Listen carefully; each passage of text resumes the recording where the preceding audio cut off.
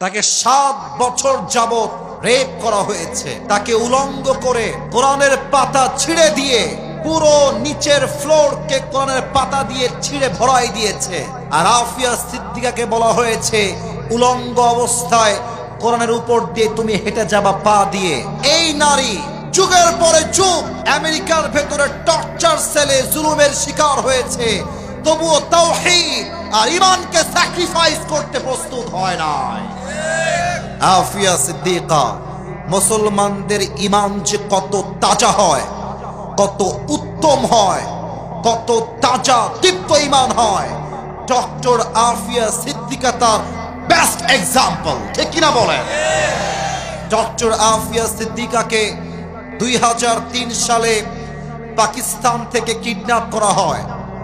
তাকে কিডন্যাপ করা হয়েছিল এই ব্লেম করে যে ডক্টর আফিয়া সিদ্দিকা নাকি আল কায়েদার সঙ্গে জড়িত ছিলেন। এবং আপনারা অবাক হবেন, ডক্টর আফিয়া সিদ্দিকা ছিলেন, শি ওয়াজ নিউরোসায়েন্টিস্ট, সে একজন বিজ্ঞানী ছিল এবং পাশাপাশি সে আল্লাহর কোরআনের হাফেজা ছিল। সুবহানাল্লাহ পড়েন। তাকে গ্রেফতার করা হলো একজন সেনা হত্যার দায়ে। 2003 সাল থেকে নিয়ে 2018 সাল পর্যন্ত তাকে কারাবন্দী করা হলো। তাকে 7 বছর যাবত রেপ করা হয়েছে। তাকে উলঙ্গ করে কোরআনের পাতা ছিঁড়ে দিয়ে পুরো নিচের ফ্লোরকে কোরআনের পাতা দিয়ে ছিঁড়ে ভরাই দিয়েছে।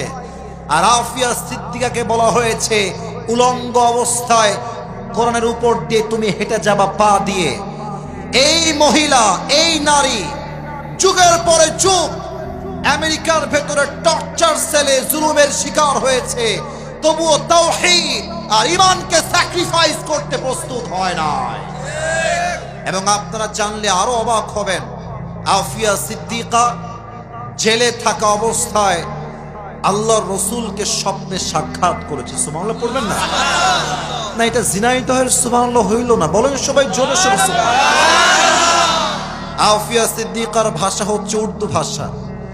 নবীর সঙ্গে স্বপ্নে সাক্ষাৎ, ডাক দিয়ে বলছে ইয়া রাসূলুল্লাহ मैं यहाँ पर कब तक रहूं, আমি এখানে আর কতদিন থাকবো ইয়া রাসূলুল্লাহ, ये इम्तिहान कब खत्म होगा, এই পরীক্ষা কবে শেষ হবে ইয়া রাসূলুল্লাহ।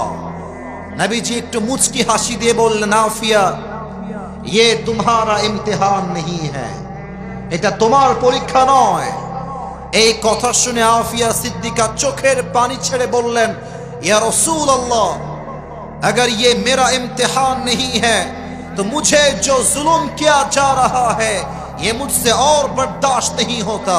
हे रसूल, যদি এটা আমার পরীক্ষা না হয়, যে জুলুম চলছে, যে ধর্ষণ চলছে, যে রেপ চলছে, এটা আমার দ্বারা আর সহ্য হচ্ছে না। এ নবী, আমি কবে মুক্তি পাবো?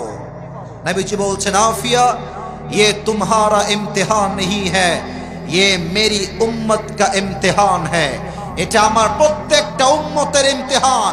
হকের পক্ষে থাকলে বাধা আসবে, জেল আসবে, জুলুম আসবে, বাট কথা হবে একটা, আমার জীবন যাবে, কল্লা যাবে, বাতিলের সামনে আমার মাথা ঘোরাত হবে না। জিনাইদহের ভাই, আল্লাহ সেই জাগ্রত ঈমান আমাদের সবাইকে দান করুক। পড়েন সবাই আমিন।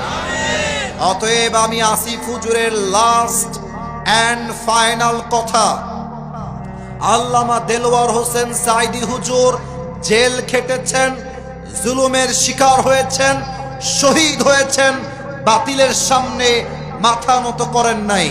আল্লামা মামুনুল হক সাহেবকে ধর্ষণের মিথ্যা মামলা দিয়ে জেলখানায় বন্দী করা হয়েছে, উনি ওনার মাথাকে বাতিলের সামনে নত করেন নাই। আমাদের সকলের কলিজার টুকরা মিজানুর রহমান আজহারীকে 2020 সালে মিথ্যা শিবিরের ট্যাগ দিয়ে, জামাতের ট্যাগ দিয়ে, রাজাকারের ট্যাগ দিয়ে দেশ ছাড়তে বাধ্য করা হয়েছে। আজহারী দেশ ছেড়েছে, বাতিলের সামনে মাথা নত করে না। এখান থেকে একটা শিক্ষা বাতিল পক্ষকে আমি দিতে চাই, যতই জুলুম করো, যতই জেল দাও, যতই আমাদেরকে অত্যাচার করো, আমরা একটা মিশন নিয়ে নেমেছি, মাথায় আমাদের কাফনের কাপড় বাঁধা আছে। আল্লাহর জমিনে আল্লাহর কোনের রাজ কায়েম না করা পর্যন্ত একটা যুবক বাসায় ফিরে আসবে না। হাত তুলে বলো ঠিক কিনা?